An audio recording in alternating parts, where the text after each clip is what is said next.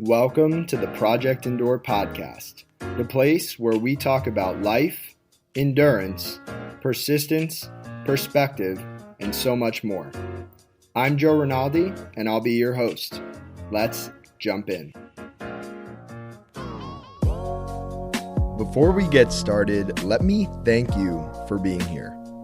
The stories on this podcast are meant to let you know that you're not alone in what you're going through, and that we can all find strength in struggle with the right perspective.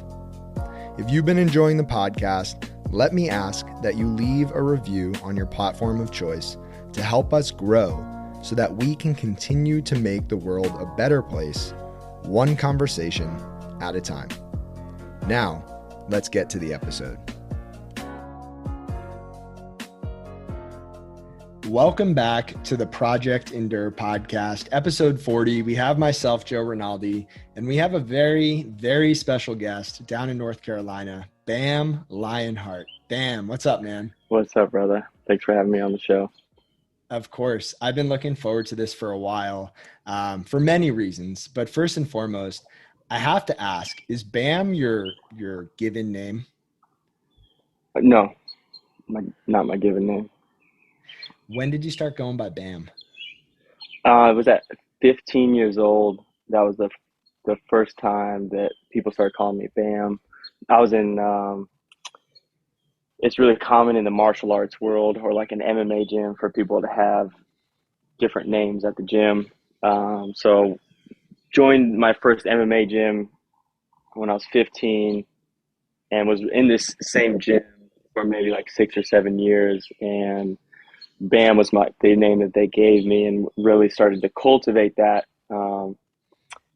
And martial arts was what I lived by. So most of my friends were from that world. So most people started to know me as Bam, and I really took to it as my kind of thing.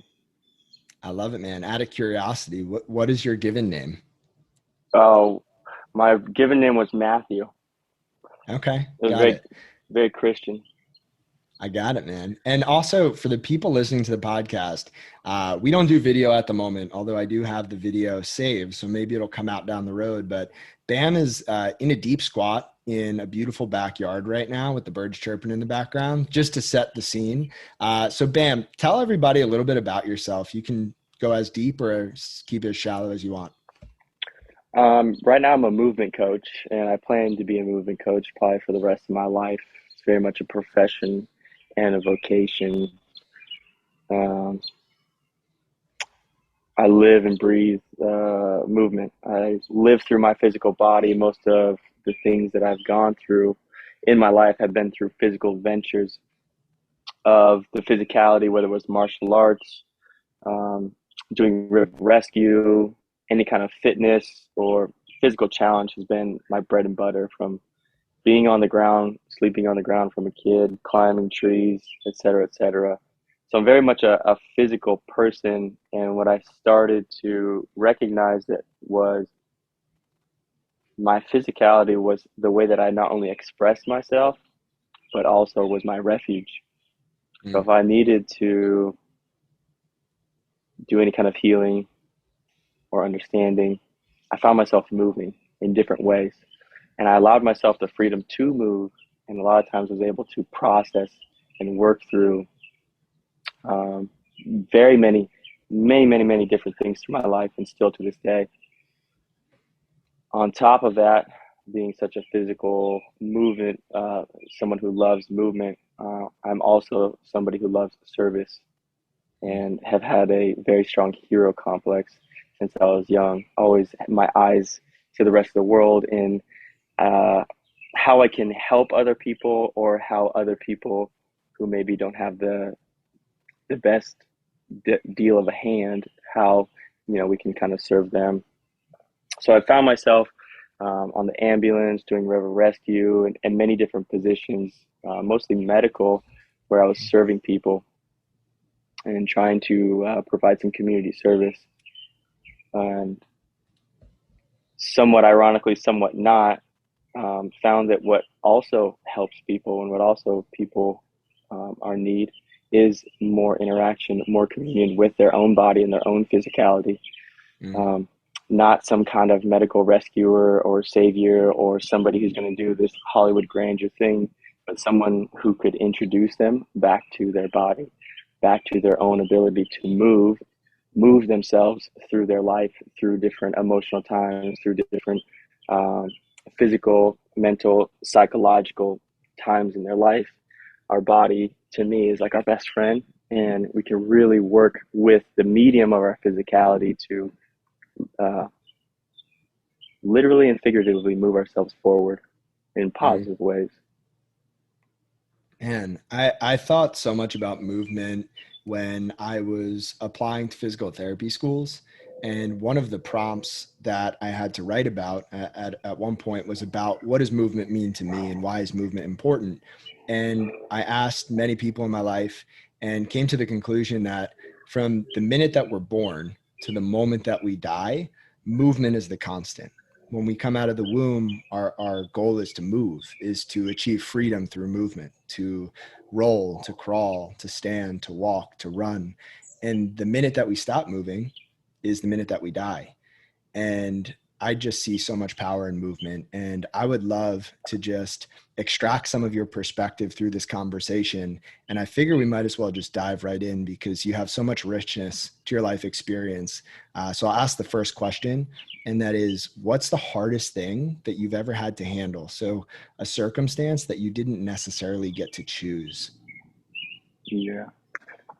This one was very recently, and this was in uh, April of this year.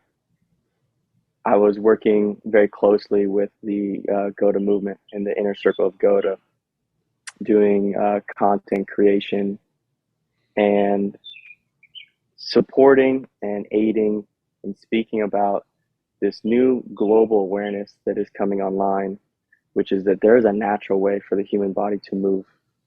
And as you just said, the human body is designed to move forward through time and space, primarily over anything. It's not necessarily like the mind body connection isn't like, okay, I need to organize myself to lift so much weight or to be able to handle, external forces coming into my body and resisting that. Like, we need to travel through our environment. We Mm, need to be able to move forward. And the way that human beings do that is by walking, running, and crawling primarily. So GOTA was the very first time that this awareness came online. And had the fortune of coming in contact with GOTA in 2019 for my own recode because I was an Olympic weightlifter. I was a martial artist. I was doing jujitsu. I was sparring mixed martial arts, um, CrossFit, rock climbing, swimming, long endurance swimming. I was doing so many things, calisthenics, bodybuilding, everything I was a high level performer at. And then when it came to running, like something was not right. And I knew it was my conditioning. I could do a 2 hour Olympic weightlifting session and then do a 2 hour jujitsu roll session on Fridays. That was like my common Friday evening was 2 hours of weightlifting, max effort weightlifting, max clean and jerk, max snatch. And then I'd go do open mat rolling for 2 hours straight, which is just nonstop rolling back to back to back to back. So if I could do that kind of evening for 4 hours, max weightlifting and then max wrestling, grappling with people.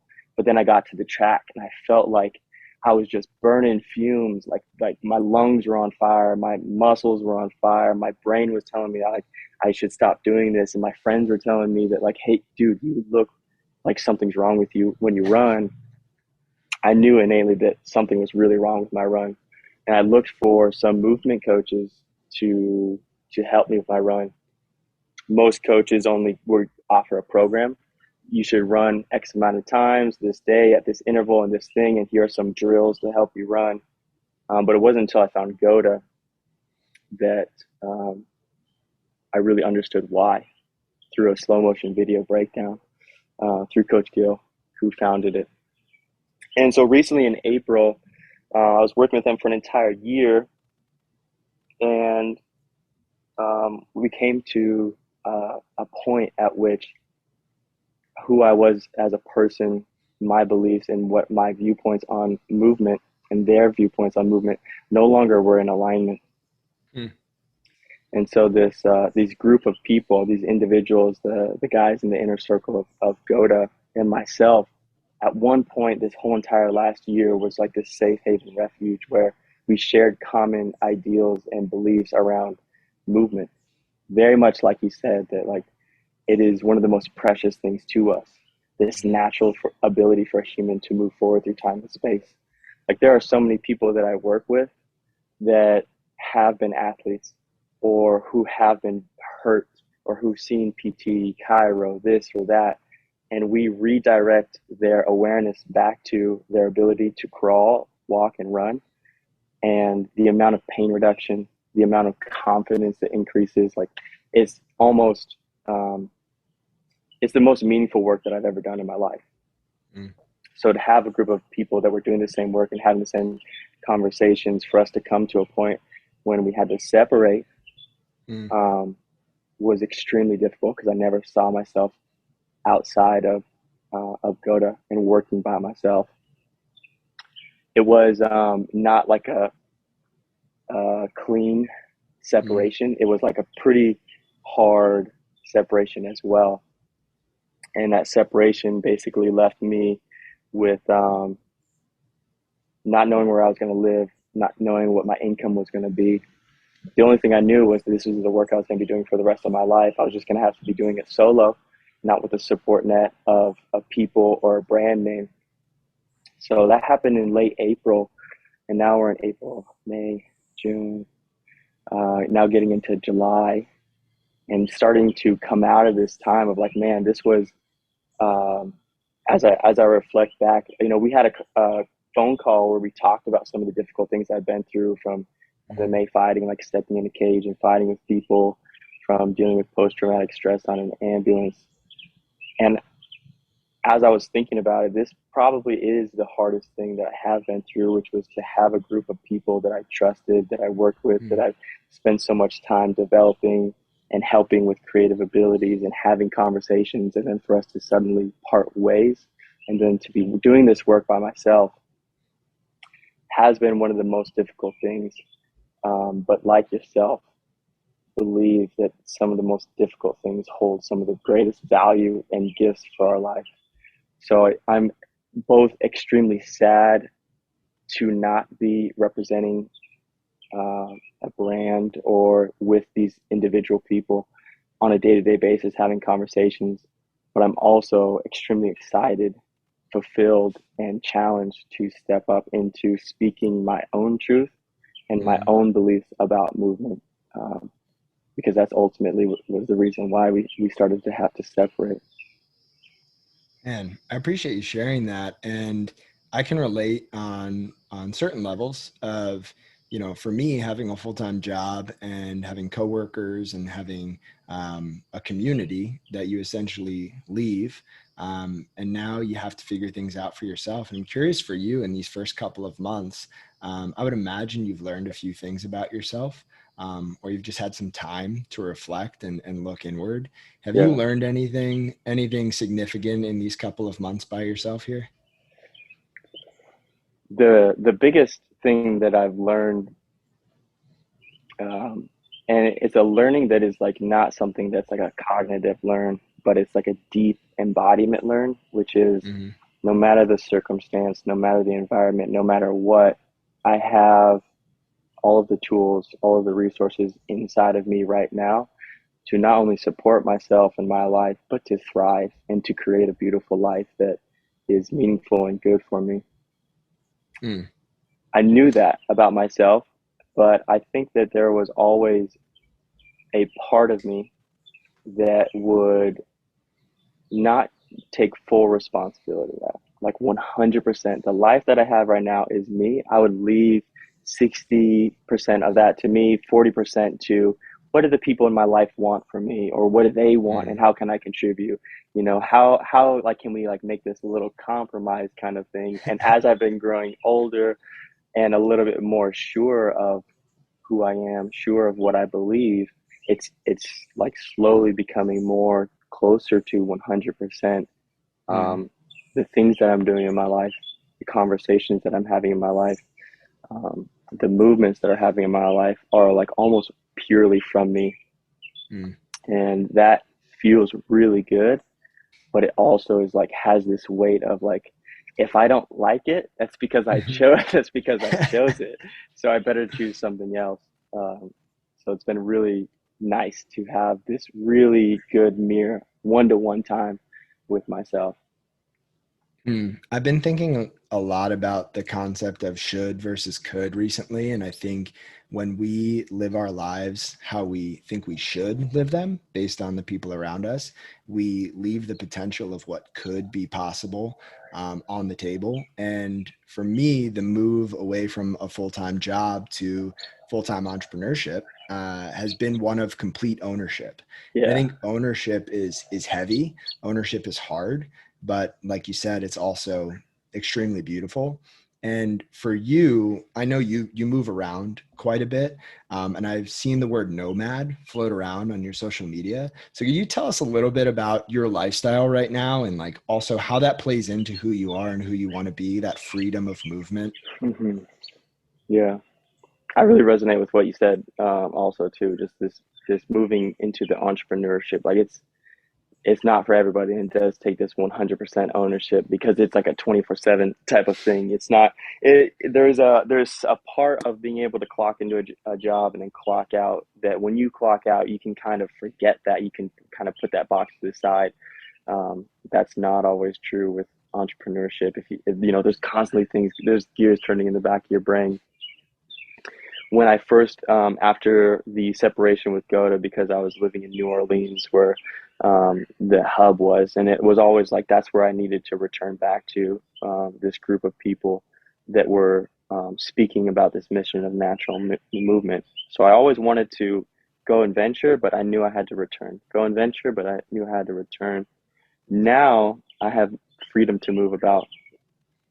And the moment that I had freedom, my ego wanted to say, okay, where's the next place we're going to root down? Like, Mm. we need to find a place where we're going to set our roots, and we're going to find routine, we're going to find stability. Mm.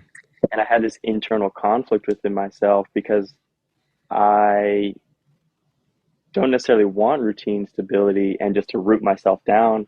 I want to be able to free and be able to move, but I wanted grounding. You know, after such a anytime we have any kind of separation, relationship, job, whatever it is that I just went through, you I found myself wanting to be grounded. So I had to have a really um, in-depth conversation with myself and say to myself that, you know, excuse me, let me put on this focus. That rooting myself and grounding was maybe not what we needed to do right now in the geographic and physical location, but it was going Mm. to happen more so from,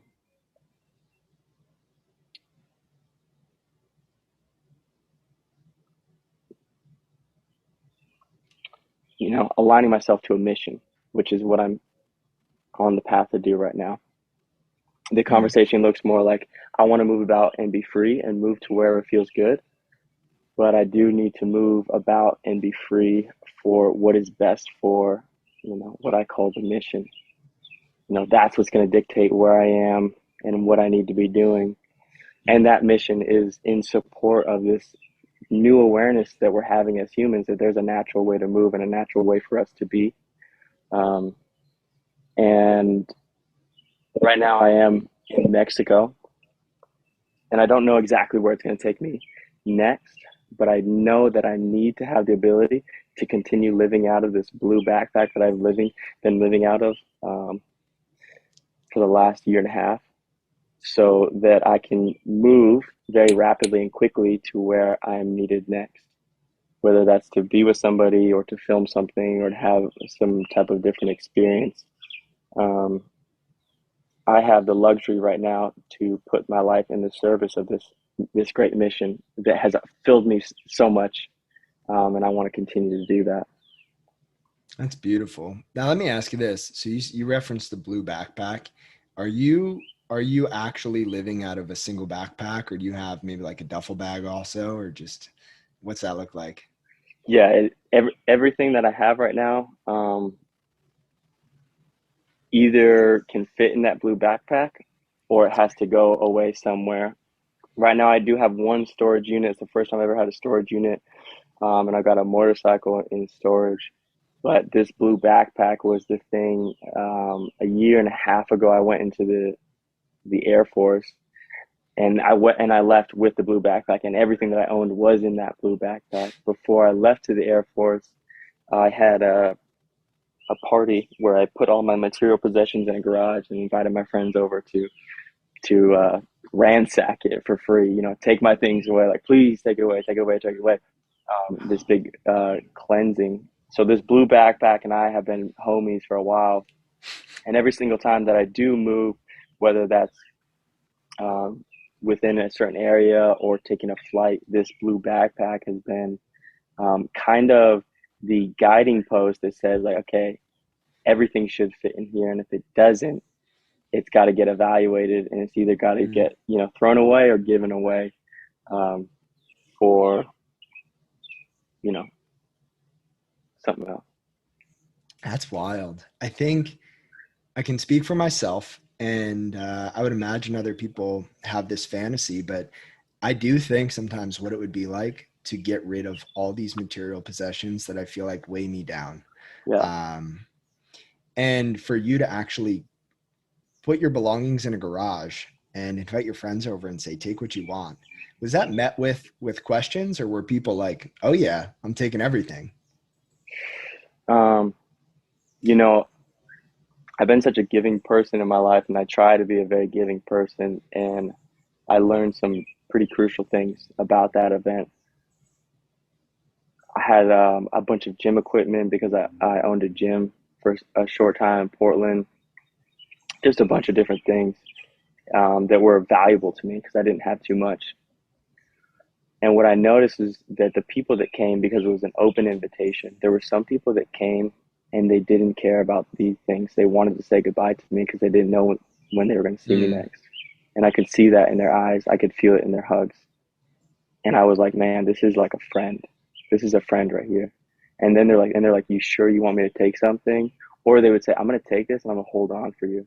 And I'm like, no, you're not. But please, like they would have to create a little compromise. And then there were other people who came and they would slap my hand and they would hug me and they would take, take, take, take, take, take, take, take, take. mm, And there was a few people that I watched take, take, take, take, take, and it made me very upset. Um, Not so much because they were taking so much, but I was like, don't you see that there are other people here, and they also might want to enjoy some of these things. Like, mm, take a few things and see, but some people would come and just like start taking a lot for themselves. mm, And my really good friend Stephen put his hand on my shoulder and said, you need to feel this right now. And said that you have let some snakes come into your life. Feel this right now because you have let these people come into your life and take, take, take, take, take, take, take, take, take. Because mm, when I look back on these people, they have been nice people. They were very nice mm, people.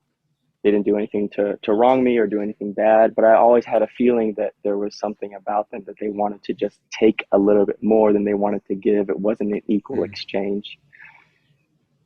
And I also had to learn the saying no and boundaries from that experience of, if I get this vibe from you that you're here to take more than you are to give, it's okay for me to say thank you, no thank you, I don't want you in my inner circle. mm, So it was so interesting that this great act of, my ego saying, look at me giving my things away, was met with this like, oh my, what? Like, look at, are you kidding me? This guy's like, I was like, it was a really good yeah, time and a really good lesson for me to see that if you are so giving and so open and so generous and so nice, people will take advantage of you, especially if you mm, don't listen to those deep gut instincts that say, I kind of need to protect myself from this person. And even if that person hasn't done anything wrong to you, it just feels like this person and me don't mesh. There's not an Hmm. equal exchange of giving and receiving. So I had to acknowledge that, feel that, and now I've been having a really good time witnessing that and practicing that in my life, setting boundaries and trying to eliminate the people who are trying to take a lot. Mm. I think the ability and even willingness to say no, especially to other people, is really, really difficult for most of us, myself included.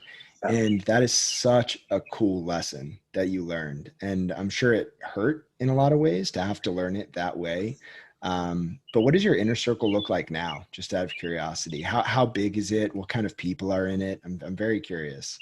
It's small. It's less than 7 people. Most of them I consider my family. These are people that I would die for, and that I also believe that they would die for me too. These don't have to be people that I talk to on a regular basis, but they are people that if I pick up the phone and call them, that I know that I'm gonna have a home to sleep in. I'm gonna have food in my belly. I'm gonna have a warm hug and smiles, and I'm going to be able to go into conversations, dialogue, same home with them, and not feel like I have to put on any kind of mask or Mm, pretend to be somebody that I'm not, but I can be my most raw, real self, and they will see me for that. They'll see all my good and see myself for all of my not so good, and it'll be all okay. mm. I love that. Well, so Bam, we've already talked about some hard stuff, but this second question is similar to the first, but a little bit different. What's the hardest thing that you've ever done on purpose, and why did you do that thing? That was also quite recently, and that was joining the U.S. Air Force. Um, and in high school, I remember having this inner heart soul calling to join the Air Force, and talking with some mentors and some people that have gone through it about this. I had read online about the PJs, whose part of their motto was that others may live. And Mm, that motto is like, whoa, that is something that I feel like I've been striving for and looking for. And whoa, there's a group of guys that live by this and breathe by this motto. And that really enthralled my brain. Um, However, the idea of going into the military, having somebody kind of control my life, being asked to do some things that morally I might not like, mm, kept me from pursuing that legitimately. So I suppressed it and continued my life. And it was probably every year or every other year it would come up. And every single time that it came up, this calling to do something like join the Air Force, military, specifically special operations, it came up stronger. And each time that it came up with more strength and resulted in me either pursuing it and taking actions, daily actions to make that a reality. Or if I denied that, I felt very much torn inside of myself and there was a lot of dissatisfaction. So it took me from like age 23 when I knew that it was like I can't ignore this anymore until 27 to actually find myself in the Air Force. And in those times, I was training, I was exploring different options of getting in, whether it was the National Guard or whether I was going to have to join the big Air Force. But it really lit a fire under my butt, and where I was waking up at 4 a.m. in the morning, I was working out, I was going to the pool, I was swimming, and then I was owning my gym, and I was coaching classes, and I was working out with my people. And then in the afternoon, I was going on my runs, or I was getting my other calisthenics workouts. Then I was training more people. Then I was doing more working out. It was just like this very dark time in my life when I was just up in the morning by myself, putting myself mm. through this crucible, which I'm so grateful to have that whole experience of doing. Um, and then I found myself in the Air Force and was had an experience that was exactly what I needed, but not what I expected. Mm. Uh, but now I'm like, okay, I understand why my soul and my heart was calling for this to go do this thing. And it's very much is kind of what feeds me right now, this last experience in the Air Force. Can you tell us a little bit about that experience? Yeah. So for training for 2.5, 3 years religiously, waking up at 4 a.m. and making sure that I could hit these physical requirements, and that I had a really good run time, that I could do all my calisthenics, that I could swim for miles in a pool, that I could hold my breath for 50 meters underwater for rounds repetitively, that I could do all of these things, and that my movement was right so that I wasn't going to hurt myself, so that my mentality was right so I could wake up at 4 a.m. I could be sleep deprived. I took the deep dive. I listened to all the podcasts. I did all the research, and I like lived and breathed this in my civilian, non-military life so that I could prepare for this. Even working jobs, it was like jobs were my side, like almost like my side job. Even if they were a 40 or 50-hour work week, I was still waking up in the morning and doing all the work that I needed to do, and working out more at night if I had to. So when I got in, I was very much about it, you could say. It's kind of hard not to go the special operations route and do all that stuff and not be about it. Um, but on the third day of basic, I had an event which really started to also create a separation between this alignment between this Air Force and myself. And the separation was when they were doing the vaccinations that day. Because I had spent 4 years in an ambulance, I had been very comfortable in the medical world. I've been very comfortable with needles, with getting blood drawn, with medications, with vaccinations. This was also before vaccinations were very high. This is in November of 2020. So vaccinations were not even publicly available at this time. So it wasn't even a big conversation. This was simply probably normal vaccination. However, the way that they went through this vaccination process, giving us pills and not telling us what these pills were, and having us swallow these pills and like stick our tongue out so they could see if we swallowed the pills, having us line up, inside, yelling at us to like get in line and to walk down, and me looking down like what is happening, like what is I don't know what's happening. We're being told to line up and march down this way, and I look down the line and people are going like 1, 2, 3, 4 shots at a time and just moving on, and I'm like, what shots are going in my body? So I had this very strong moment where my physical body was telling me like, I am not okay with this. Like, I do not like that. I'm not sure what's happening to me. I want to know. I want to know what's being put inside of me. I want to know what pills are being inside of me. I don't feel like I'm being treated fairly or with respect. I was working on a farm before this, and the thought that went into my brain was like, man, I treat my pigs better than this. Like my pigs on the farm had it good. Um, and I had a moment where I said, man, you've been training for this for a long time, and you also knew that this day was going to come. And there's also probably many other things that will come that will feel like this, where your physical body or even your mind are not sure if this is what you feel comfortable with or want to do, but somebody on the outside is telling you that you must do it, and so you must do it. And it was the very, very quick conversation of, look, you're either okay with this, somebody telling you that we can do X, Y, and Z to your body, and you just must go through with it, and just this is the reality that you chose, or you say this is not what is okay with me. And then I had this out of body experience where I kind of walked out of the line and walked straight to the person that was yelling and was in charge, and told them I'm not taking any shots today, and had to repeat that for maybe close to 50 times, as different drills, people are yelling in my face, I'm not taking any shots. I don't know I'm not taking any shots today. They would ask me a question, and my response, I'm not taking any shots today. I was very, very afraid, but also very sure that like I'm not okay with what is happening to me. And there was a moment where I was kind of getting yelled at and was surrounded and was saying this. And then as things started to calm down, I turned around and looked behind me, and there was like like maybe 150 other recruits like sitting on the ground, like wide eyed, like staring at me, like, what is this dude doing? And I was like, oh my, like, wow, like what am I doing? But what I was doing was declaring to the world something that I had declared to myself since an early age, which is that I am a sovereign body. Um, and if I say no, I say no.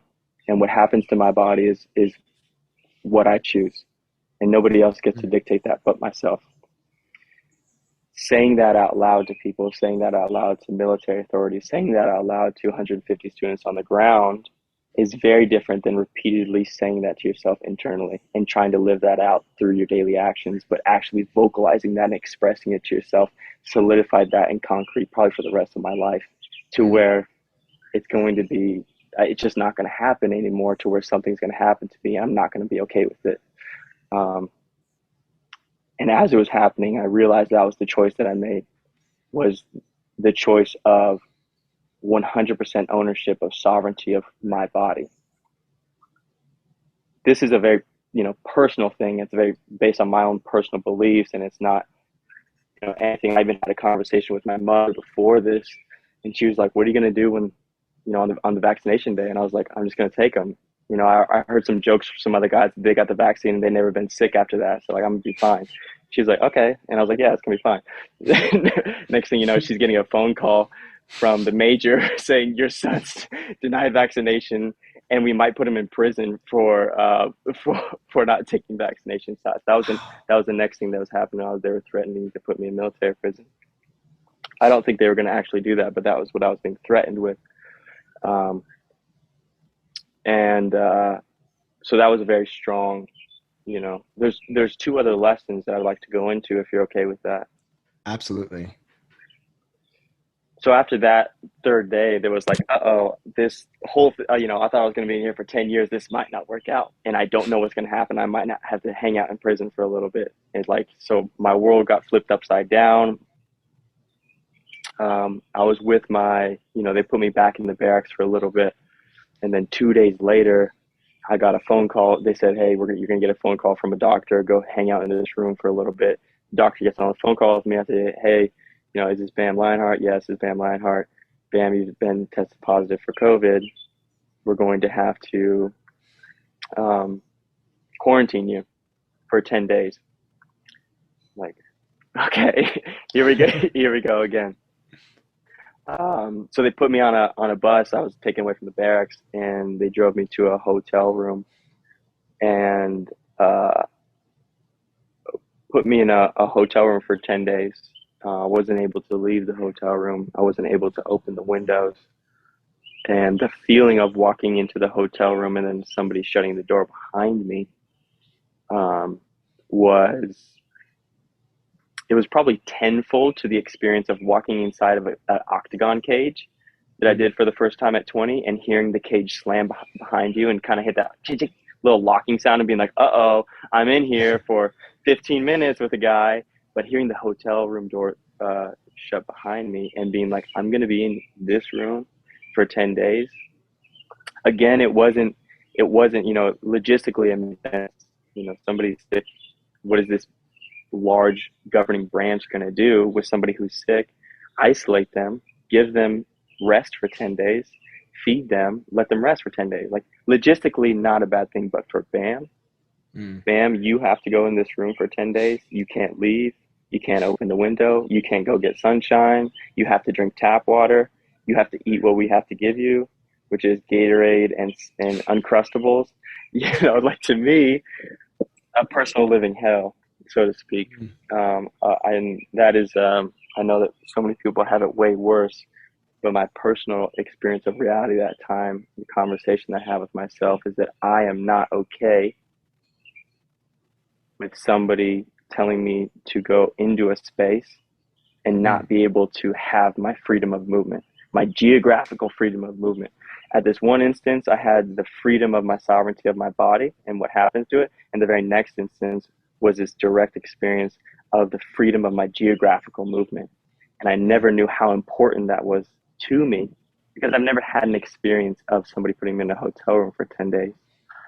Um, and that was another big realization of how much I needed to protect my life, the actions and the agreements that I made with reality around me, so that um, my geographical freedom was held intact, and that I wasn't going to be put in jail or in prison or told to be put in a hotel room for 10 days. Um, and then the third lesson that I had to learn, always come in threes. After that experience, after coming out of the hotel room, they asked me if I wanted to do vaccinations. And by that time, I was very clear that I was like, thank you, no thank you for this experience. I'm ready to go home. And they said, okay, we're going to put you in this kind of holding facility until we can let you go. And when I got to this holding facility, the two guys that I was with, they kind of like turned to me and looked at me, and they were like, this is what prison feels like. And I was like, yeah, this is what prison feels like. It was very much like a facility to where, cameras were inside. There was like, you can go and do things, but it was like very restricted. Luckily, like, you're well fed, but there were some things in here that were very much missing from my life that I had never experienced before. And the biggest thing was the ability to move and exercise. Because I had COVID, their regulations, the doctor put me on what was called a dead man's waiver, which means that I was unable to lift more than 5 pounds. I wasn't able to run. I wasn't able to do push-ups, pull-ups, jumping jacks. They had like all these checkbox marks of physical activities that I was unable to be doing. And when I got to this place, I asked them how long I was going to be there. And they said, we like to get people out pretty quickly, 3 to 9 days. And the first person that I asked, like, that was actually there, I said, how long you been here? And he said, I've been here for 3 months. And I was like, oh, okay, I get it. I was in this place for 21 days, and was not able to exercise legally. So I started to act like a criminal and find out, like, how could I exercise? Where could I exercise? At what times could I exercise so that I wouldn't get caught? And I knew that if I woke up, I journaled, I meditated, and then I got a workout in the morning and then a workout in the evening, that day would be pretty good. I would feel pretty on top. I'd feel okay. And if I didn't get those things in, it would be difficult, more mentally, psychologically than anything. So when I was working out, I knew that like my psychological health was almost like dependent on my ability to go express myself physically. And if I didn't get that, then psychologically, I would end up like some of the other kids that were in there who ended up being suicidal or depressive, or just like, crying in a chair in the corner for a long time. Or, it's very easy to fall into some bad psychological places. And I knew that exercise was always my refuge, and I needed to uphold that, even if I was on this dead man's waiver. So there was times when I found this little corner in this outside gym that they had, that there was like cameras that couldn't see this one little space. And and me and my friend would go into this little corner and get our little like heavy dumbbell exercise on, like real quick, like, and do like crazy intense, exercise. And if we did that, it was okay. But I never had the feeling, this crazy feeling of, I'm exercising right now and it's against the law. It's bad. It's wrong. I can't be doing it.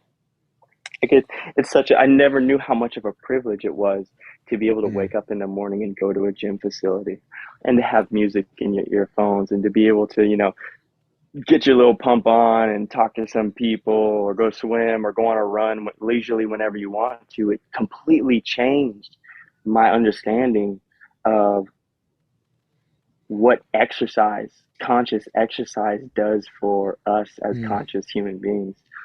And I was very aware at that time, during that time, that when I got out of the Air Force, that I was going to put myself in service to those three things, which is supporting the sovereignty of each human being, supporting each human being's freedom to move through their geographic environment, walking, running, crawling, and supporting their ability to consciously engage in physical exercise. And so I'm so lucky right now that every day I get to have great conversations with people online and in person that are taking these three lessons that I learned from the Air Force and putting them into action in my physical day and then in people. It's a little bit of a mind trip, but I'm very grateful. Man, I mean, I'm almost at a loss for words, but the one word you said that really stuck out to me was privilege, and that movement and exercise truly are privileges. And it's hard to truly appreciate things in our lives until they're restricted or we don't have them. And I just have to say kudos to you, man, for going with your gut and for sticking up for yourself and for what you believe in, especially in an environment where I would guess other people have those same gut feelings and those same fears and questions, but don't act on them and just suppress them. And I think that's really brave of you and just really amazing. Yeah. I feel very lucky to have had the upbringing that I did in my household and the different experiences I had before this that gave me the courage to be able to say no, or to Mm, be able to say this is my life and this is what I want, for my life. And yeah, I feel very grateful. yeah. And so you're on this path now where you feel so passionate about what you're doing and you have your whole life ahead of you, right? You can't take any day for granted, but you're young and it's going to require endurance to continue on this path. And so the next question I have for you is a pretty simple one. And it's, what does the word endurance mean to you? Endurance is synonymous with strength, is synonymous with health. Hmm. And this is something that I would really like to help reframe our collective understanding of what it means to be strong, what it means to be healthy. Because everyone loves to say the word strong, everyone loves to say the word healthy, but I don't think we've really looked at it objectively of what does that mean to be a strong Hmm. individual. Like I said before, I was a competitive Olympic weightlifter, lifting. I was like weighing 145, 150 pounds, clean and jerking 260 pounds. You're snatching 200 pounds and then going and fighting people. Like everyone would say I was strong, but then I went to the track to go run, and I would break down. So there was something inside of me that didn't feel strong, because when I went to go move forward and I was met with resistance, I was unable to overcome that. And so endurance, strength, health to me is now the ability to move forward through our lives despite obstacles, despite resistance, and to continue moving forward and not get stopped by these things. Yeah, man, I love that. That's a very unique take on what endurance, strength, and health mean, and I completely agree. You know, somebody once said, and I'm not recalling the name right now, but somebody once said resilience is endurance with direction, and it's very clear that your endurance, your strength, your health, moving in the direction you're going is going to create a big impact for the people that you're interacting with. And I'm curious too to follow up on, has running gotten better for you? Have you become a better runner? Yeah, I've recently just did completed this 6 miles a day for 60 days challenge. Um, it was good. Some days I would do a half run or a walk. Some days it would be only 6 miles of walking. Some days 6 miles of running home. But this kind of idea in my brain of like, what should a human be able to do? It was in my brain. I should be able to wake up in the morning without stretching, without warming up, without anything, and I should go on a 6 mile run and I should be okay. I should be pain Mm. free and I shouldn't be dead the rest of the day and I shouldn't be like super sore.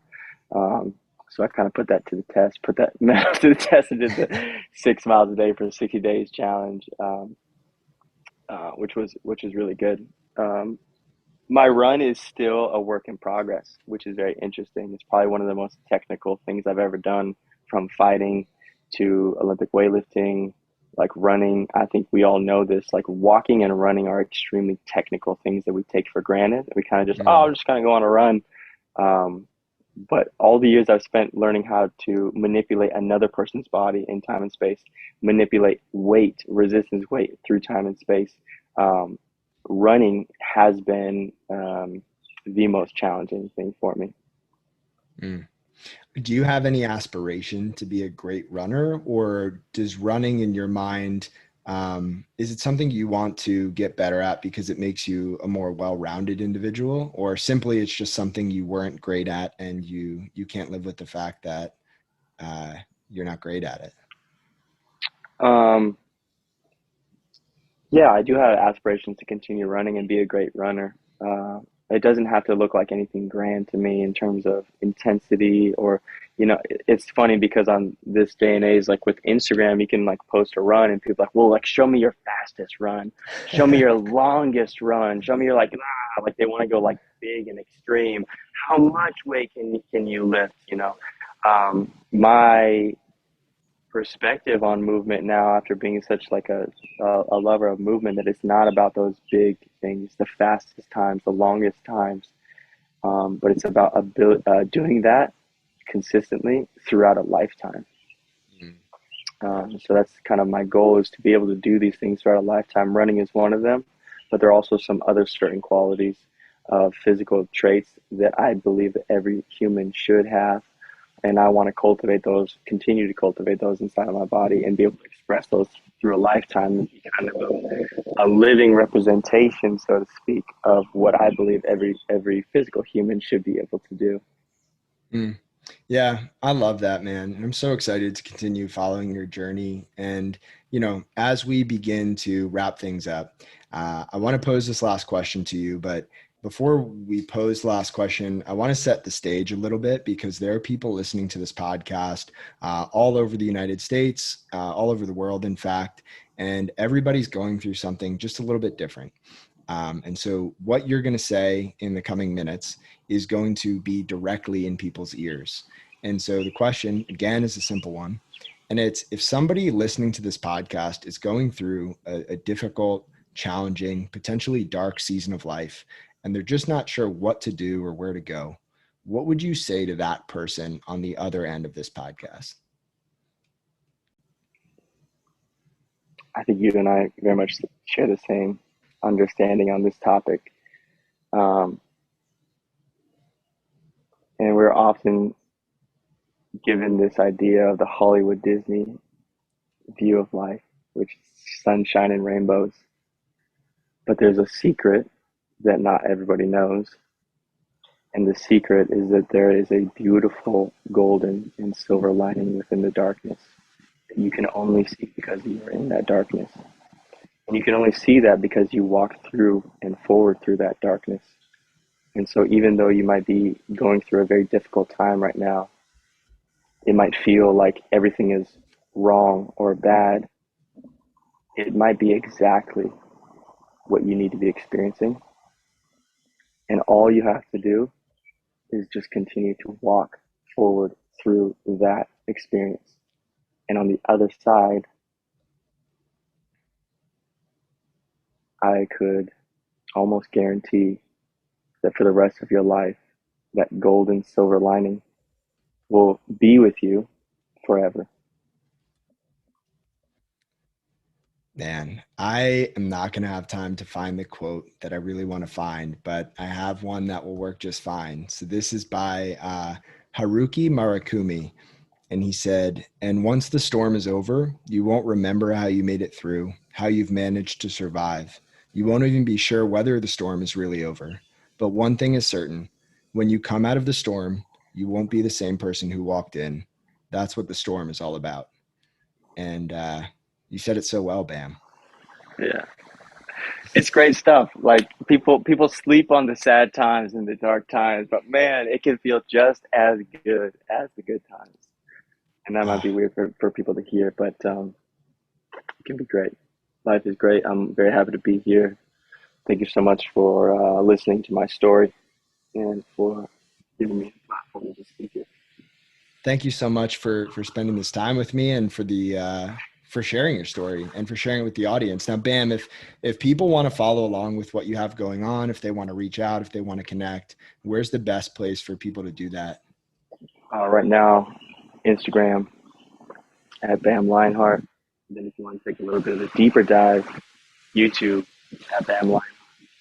I'm pretty active on there, and I really enjoy corresponding with people. So feel free to send me a message. I'll be happy to talk to you. Awesome. Well, Bam, thank you so much for this. I appreciate you, man. All right, brother. Thank you again.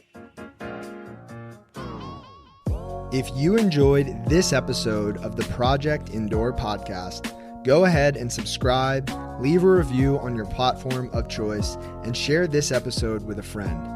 It helps us get more conversations like this out to more people like you. We appreciate you, and we'll talk to you next time. And one more thing.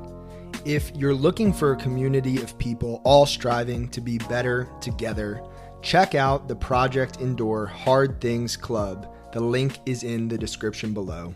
We'd love to have you.